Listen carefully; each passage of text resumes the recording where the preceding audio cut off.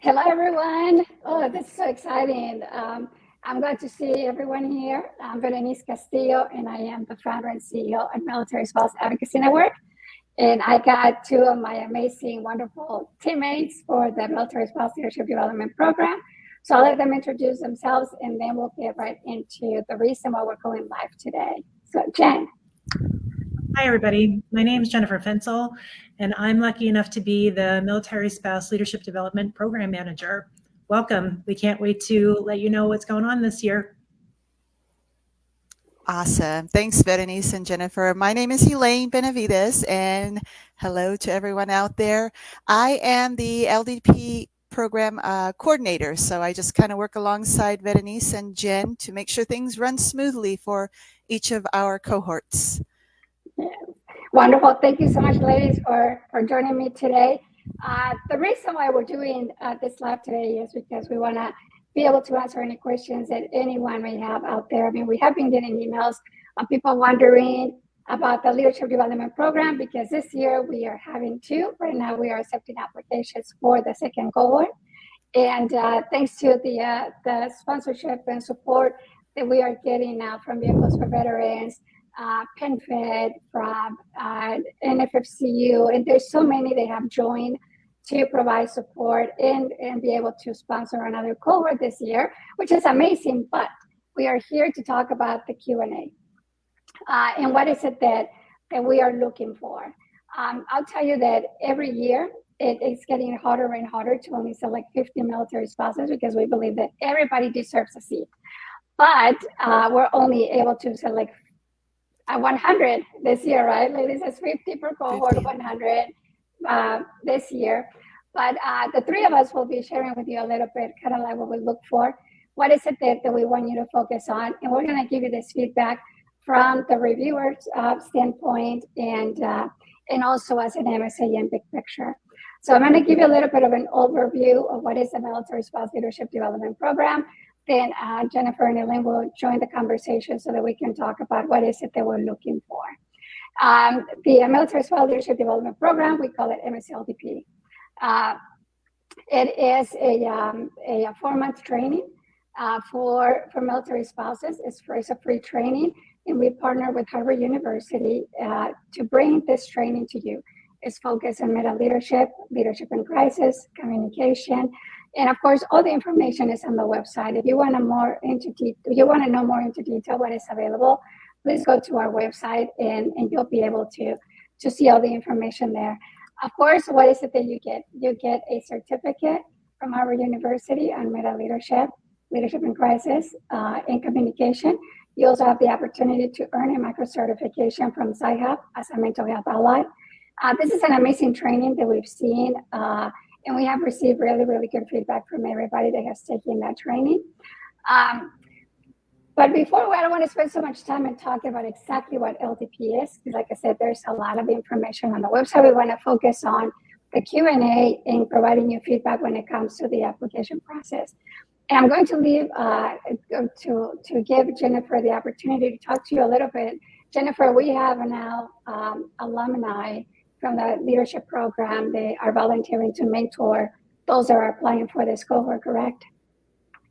Yes, we do. So we've got alumni that are signing up to mentor anyone that would like assistance that they need going through the application process. A little bit about that. So you can email us directly and let us know that that is something that you would like to participate in, and we'll get you connected. A couple of things to keep in mind, regardless of whether or not you decide to use or request a mentor. We're looking to know and to learn about you. While we appreciate the fact that you have been traveling the world with your service member and you've been going where the nation needs him or her to go, we're interested in what you have been doing, what you have been volunteering in, what kind of interests that you have, where you see what needs in your community, and how you want to make your community a better place. How is this program going to get you where you need to go to help make those changes?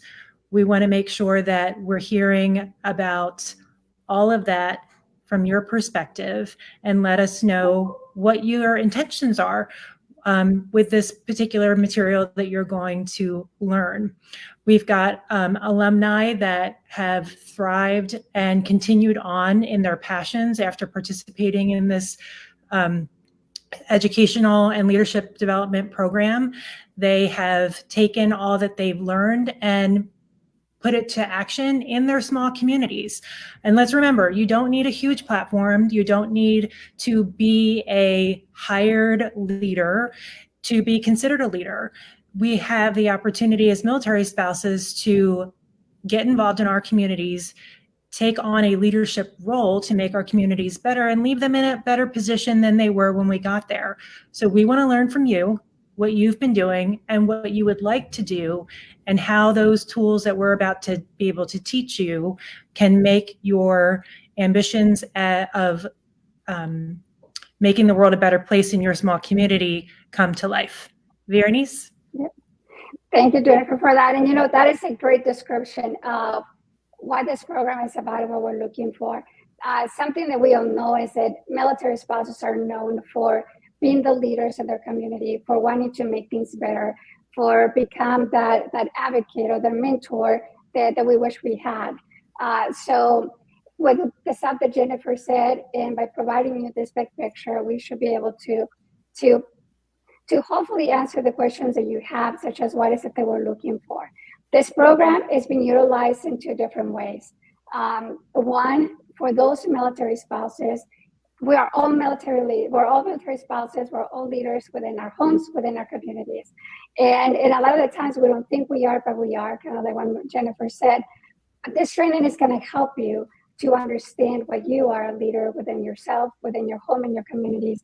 It's going to help you how to get out there and be able to support others. I'll tell you pretty quickly in my personal experience, when I started advocating and mentoring and supporting military spouses, I had no idea where to start. I had no idea where to go or who to talk to, or if I was addressing the right message that I needed to provide. And it took me a little while, and in order for me to feel comfortable, in order for me to be able to learn the skills and develop the skills that I needed in order to accomplish that goal that I had to support my community. And I know there are many of you out there that probably feel the same way. And kind of like what Jennifer said, we are not looking to see if you have high education. We're not looking into the rank. We're not looking into the branch. We are not looking if you are an active spouse of an active military member, if you are a veteran spouse, retiree spouse, a caregiver, spouse of a veteran, if you're a co-star and also a surviving spouse. We're providing the opportunity for everybody. This is a place for you to learn and be able to do more things for your community. Others have utilized this as an additional step to their education and training. As military spouses, most of the time we have to put everything on hold. I was one of those. I put my education on the side until later on when I had more time, then I went back to school. And in the meantime, I was volunteering, I was helping others.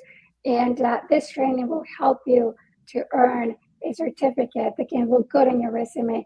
It will teach you the skills that you need in order to continue to do the great things that you want to do for your community.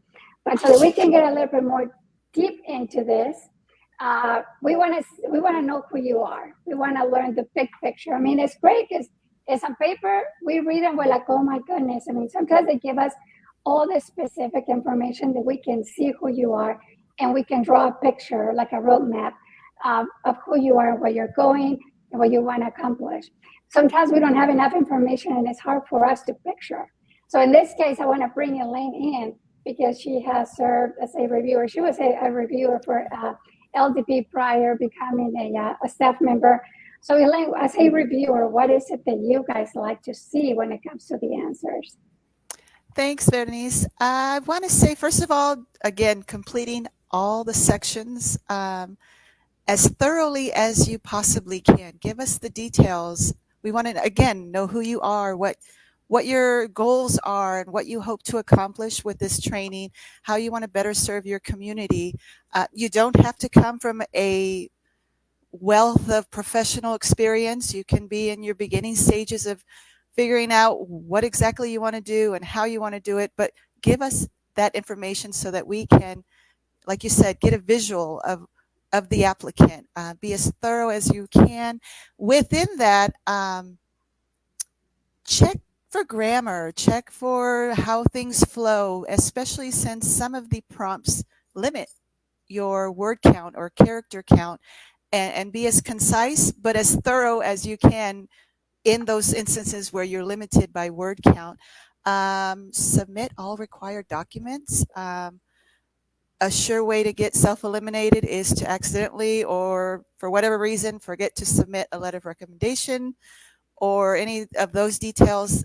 That you kind of self-eliminated yourself there. We can't proceed with your application and may encourage you to reapply. Let's see, if you're unsure, like sometimes it's kind of hard to self-reflect and answer about yourself. Ask others within your community, hey, how do you think this question could be answered for me? And sometimes, because I don't know about everyone else, but for me, I have a hard time talking about myself. So then to sit there and answer a question, give yourself as much credit as you can. Ask your peers, ask your colleagues, anyone that you can think of that has known you in the settings that you are speaking about, to kind of give you some pointers. And as Jen said, we do have mentors now, so seek out some advice from them to kind of help round your package, because they are so competitive and it's so hard to choose just 50 per cohort session. That would be my biggest advice, is just take the time to thoroughly answer about yourself, put some thought into it, encourage or seek out some assistance, whether it's from a mentor or another colleague, to kind of help you. Hey, what do you think about this before I submit it? That's my go-to advice there. That's some great insight. Yeah. Thank you, Elaine, for that. And I'm glad that you addressed a little bit about the like the letter recommendations or asking others for support, such as go ahead and get a big tour. We get hundreds and hundreds of applications every single cohort, so it's really difficult for us to provide feedback per applicant and say, oh, it should have been better to do this, or you could have done that, because we don't have the manpower or the time to do that with so many applications. So I want Jennifer to talk a little bit more about the actual process. All I can say is that we want everybody to read the requirements very, very carefully and very detailed, because the stuff that we ask for, unfortunately, we've seen before, Jennifer, that when we're asking letters of recommendations, we ask for a personal and a professional one. And sometimes they end up sending us the same letter of recommendation, or from the same person, or a letter recommendation that is addressed to someone else. So give us a little bit more of insight of that, Jennifer. Yes, so some of the hiccups or maybe mistakes that we've seen in the past are when we're asking for references and letters of recommendation, we're asking for hopefully 4 separate entries. So we want to know 2 people who are references for you. And then we want 1 personal and 1 professional letter of recommendation. So let me explain what professional means. Many of us volunteer throughout our communities. That's a professional setting. When we say professional, it's not necessarily a paid position. So if you're volunteering, speak to your fellow volunteers. If you have a lead, if there is a supervisor involved, ask them if they would like or could write you a letter of recommendation, and ask them to provide all of the details and how you have been an asset to that particular entity. Be sure that those letters of recommendation are addressed to MSAN with the proper year. And please make sure that your name is listed somewhere in that letter of recommendation, so that we can see that that person is creating this letter specifically for you. And then so far as those personal letters of recommendations, we're looking for other spouses, other people in the community that have a connection to you. We are not necessarily looking for parents or our service members to write those letters of recommendation, because we're looking to see that you are part of the community and what that community looks like for you.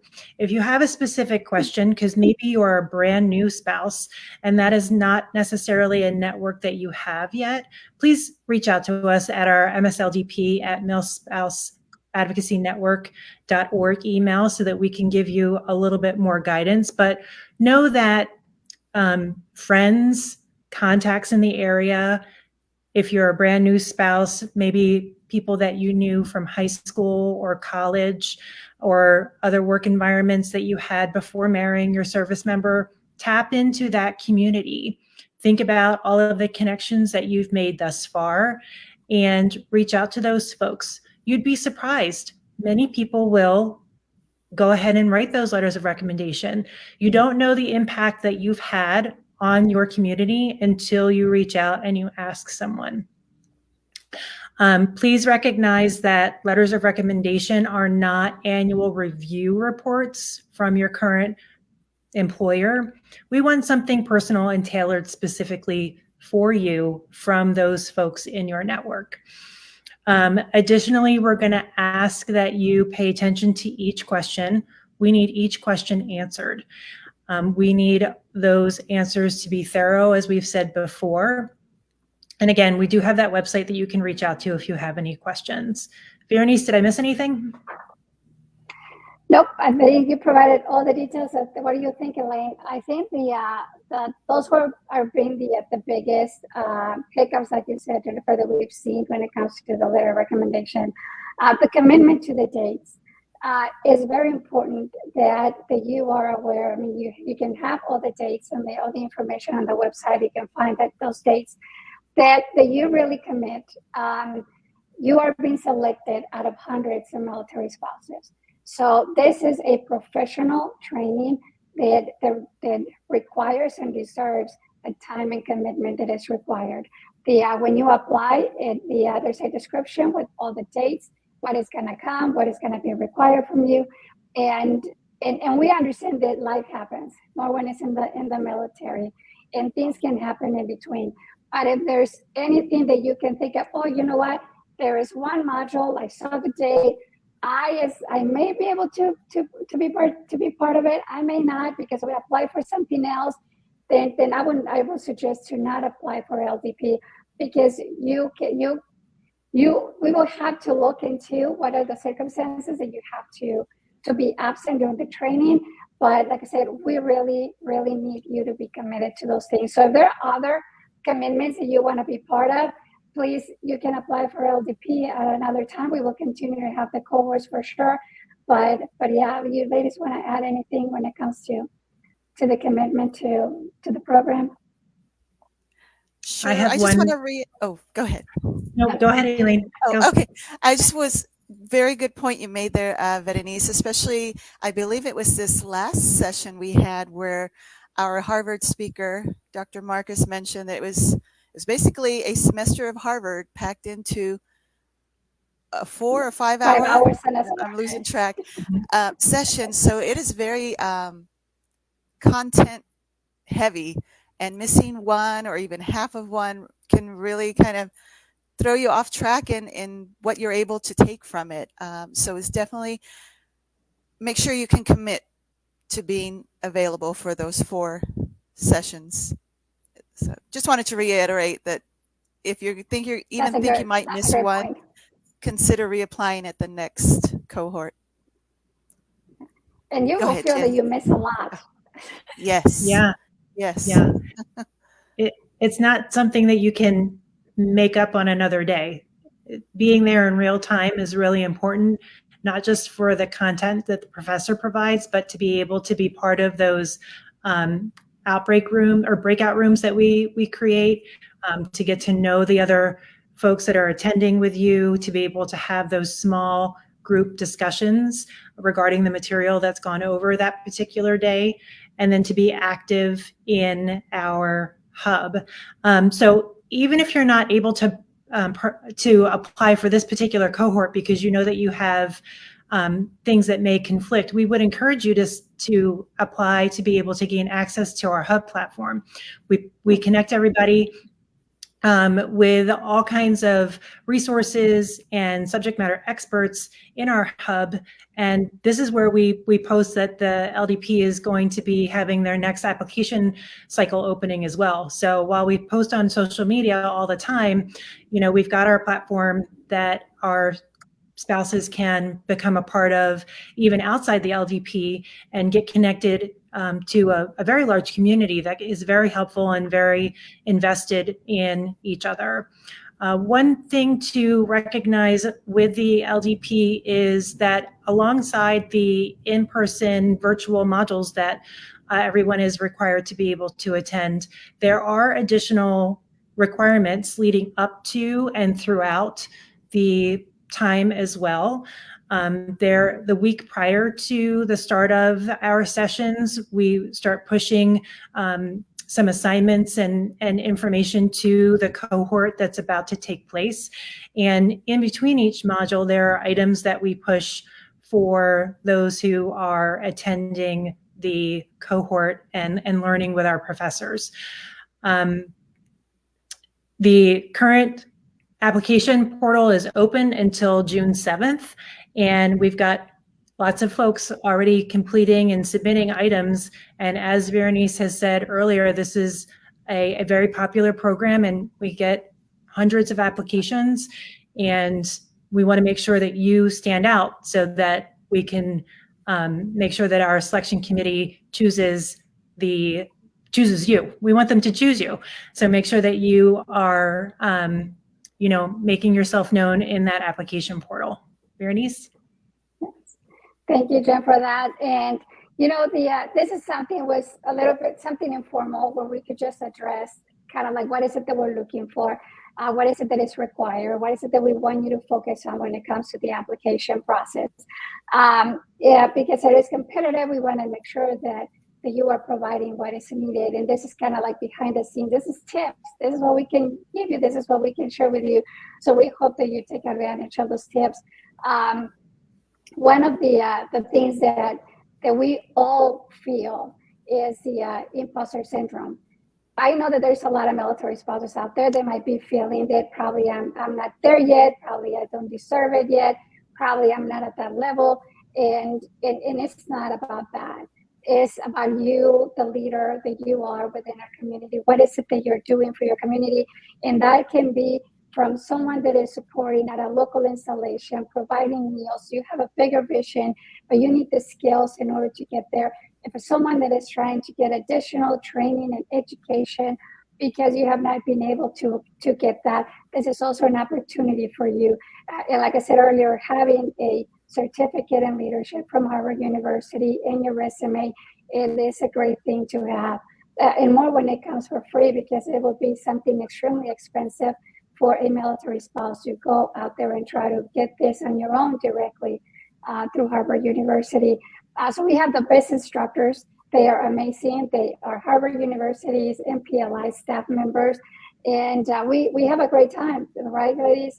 It's one of those places where you laugh, you cry, you feel bad, you empower each other, you build relationships. And that's what we love about this, that everybody's always telling us we don't have enough time. We wish we had more. We had more time because I met other spouses, and let's make them longer. And we continue to do things like this for everybody, and even better things are coming. But I wanted to address the imposter syndrome. Ladies, I don't know if you wanted to add a little bit more about that. It was refreshing to hear that I wasn't alone in feeling that way. Yeah. And yeah, because there have been times where I sit and think, oh, well, I need to be, doing something up here. I'm not there yet, but then to be in with a group of spouses that say, oh no, look at all of the things that you have been able to accomplish. Look at all of the ideas that you have, not just me, but everyone else that's in the cohort. But it is a real thing within our small demographic, right? That we hear so often. Well, sometimes we think I'm just a spouse. No, you are not just a spouse. You are a leader in your home. You are a leader in your community, and you can be a leader for the larger and have larger impact that you didn't even know that you would be able to do. So, you're with good people, encouraging you and helping to help you realize your potential. What about you, Elaine? Completely agree with both of you gals there. Don't let it hold you back. Just go for it. In the same time, go for it, and then do what you can to just seal the deal. Sell yourself as much as you can. Put that imposter syndrome back there. I know it's hard, but just put one foot out, and once you're in the cohort, you will just grow personally, professionally. You'll make connections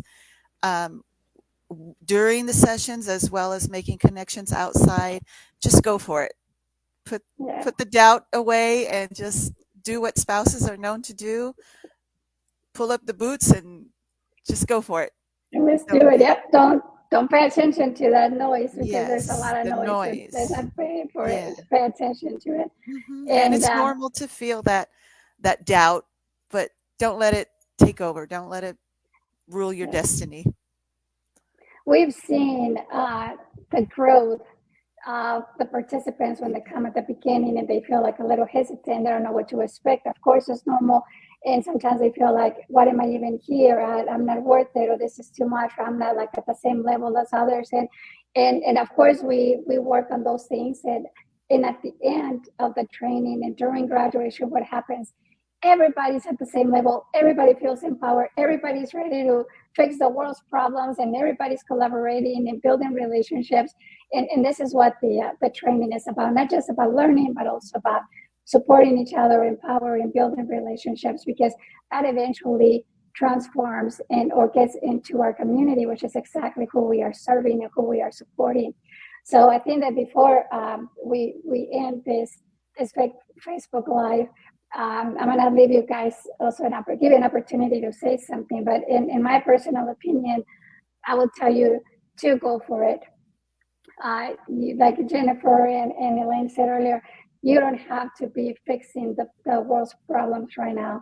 You don't have to be walking at a certain level to be eligible for this program. We know there's so many of you out there that are doing wonderful things, and that you think, oh, it's Harvard University, oh, it's this kind of training. Probably I'm not there yet. Probably you are. Probably this is what is needed for you. Probably you are working at a place where you're thinking, or that you're looking for that career, and you're thinking, I just needed education. And you know what? Whatever I learned, I'm going to bring it to my teams. And that is something that we've seen. People that work with other nonprofits, they have come through us. They are taking those skills and are sharing not only with their teams, but the community that they serve. We want to see this pay forward. We want to see our participants paying it forward, because you're going to learn so much.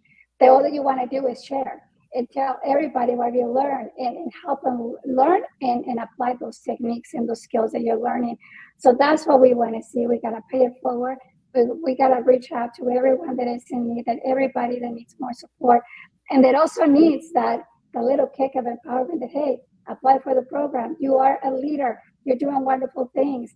You don't have to have the titles and the awards and the everything to be considered a leader. You're already a leader. So, Jen, final words. Take a chance on yourself.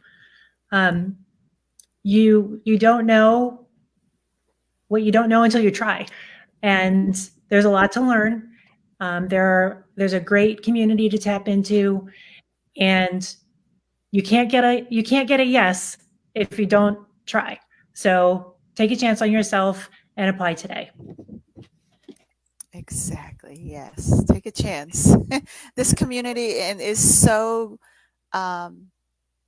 embracing, and there's no one trying to one up anyone else. Everyone's trying to learn from each other as well as share, and don't be intimidated. Just go for it. Thank you so much, ladies, for joining me today. And we hope that we answer a few questions today, and more when those are the kind of the questions that we see. What are you looking for? What should I do here? What should I do in the application?